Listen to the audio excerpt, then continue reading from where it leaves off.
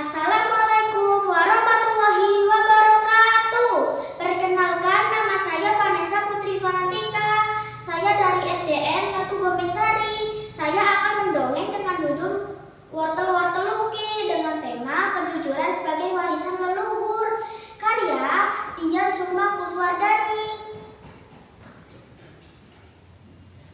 Sore itu Luki sedang menikmati secangkir teh dan sepiring wortel di rumahnya.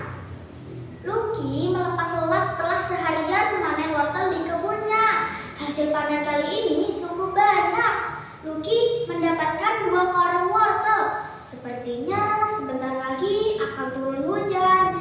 Gumam Luki. Sejak siang mendung memang sudah terlihat di desa Kelinci. Suara guntur juga beberapa kali terdengar.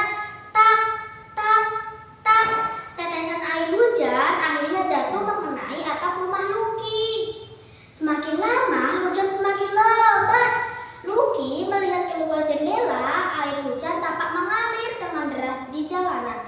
Untung Luki tinggal di bukit. Kalau tidak, rumahnya bisa kebanjiran. Semoga tidak terjadi banjir. Hujan masih turun sepanjang malam. Luki tertidur pulas tanpa tahu peristiwa besar di desa Kelinci. Luki terbangun karena terdengar pintu rumahnya digedor. Ternyata Lilo, tetangganya, yang menggedor pintunya.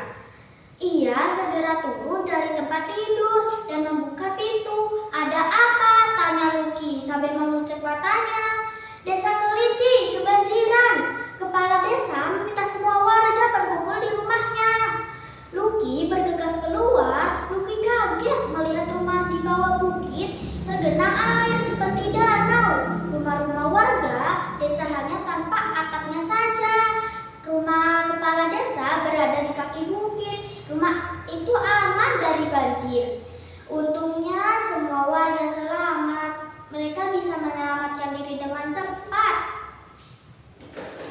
Kepala desa memutuskan membangun rumah sementara untuk warga-warga. Mereka akan mendirikan di kebun kepala desa. Tak hanya itu, kepala desa juga meminta semua warga desa Kelinci mengumpulkan persediaan wortelnya. "Kumpulkan semua wortel yang kalian punya. Nanti akan kita bagi sama rata.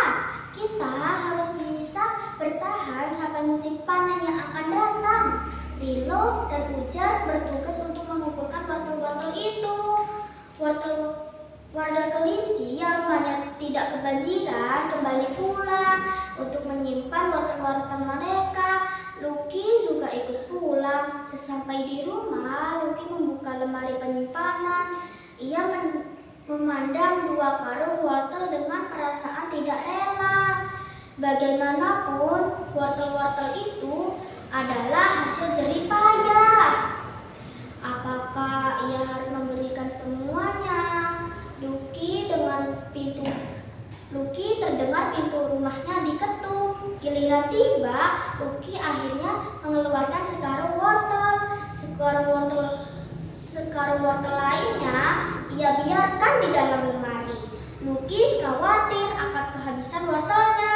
"Sebelum ia menanam lagi, ini wortel milikku," kata kepala desa. Lilo suara sedikit bergetar karena gugup. "Wah, banyak sekali panenmu. Terima kasih ya," ucap Lilo sambil membantu Lilo mengangkat karung wortel di gerobak. Luki hanya tersenyum. Setelah semua wortel berhasil dikumpulkan dan dihitung, kepala desa membagikan pada warga desa Kelinci. "Lihat, jumlahnya tidak seberapa. Bagaimana mungkin cukup untuk sampai musim panen berikutnya?" Luki merasa penyimpanan sebagai wortel merupakan keputusan yang tepat. Setelah seminggu yang berlalu, banjir pun surut. Hujan mulai jarang turun. Warga desa Kelinci pulang untuk memeriksa rumahnya. Sayangnya rumah-rumah para rusak. banyak yang harus diperbaiki. Warga desa tinggal di bukit, ikut turun tangan. Luki pun tak ketinggalan. Ia membantu warga-warga bersih-bersih. Sore harinya, Luki baru pulang ke rumah. Aduh, aku lapar. Enaknya masak apa ya? Tinggal satu, kecil lagi. Untungnya masih ada wortel di lemari. Luki hendak mengambil wortel itu lemari. Namun ketika membuka lemari, mencium bau tak sedap. Bau busuk apa ini? Luki mengira kalau bau itu berasal dari karung wortelnya. Karung wortel Luki basah. Ketika dikeluarkan, sebagian wortel membusuk. Kenapa bisa begini? Luki baru menyadari kalau atap di atas lemarinya bocor. Airnya terus menetes dan merembes ke dalam lemari. Itulah yang menyebabkan karung basah dan wortel di dalamnya menjadi membusuk. Luki ingin menangis melihat wortel-wortelnya. Sayang sekali, andaikan aku jujur memberikan semua, pasti wortel-wortel ini bisa lebih berguna. Sekarang dada Luki terasa sesak karena dipenuhi rasa bersalah. Untungnya tidak semua wortel membusuk. Keesokan harinya, Lilo dan Jojo mencari Luki ke rumahnya. Wah, kalian datang tepat waktu. Ayo bantu aku membawa ini. Lilo dan Jojo terheran-heran melihat sepanci besar bubuk wortel manis. Mau dibawa kemana? Tanya Lilo.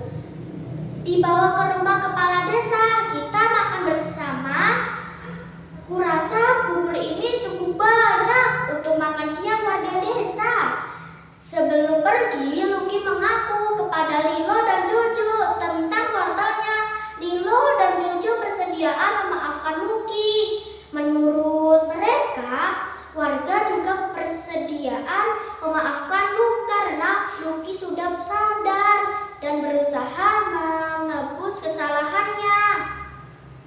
Lilo dan Jojo dengan sigap menyiapkan gerobak untuk mengangkut bubur buatan Luki. Tak ada warga desa yang menolak bubur wortel manis itu. Menyantap dengan lahap dan gembira. Luki ikut senang melihatnya. Hati pun terasa lega.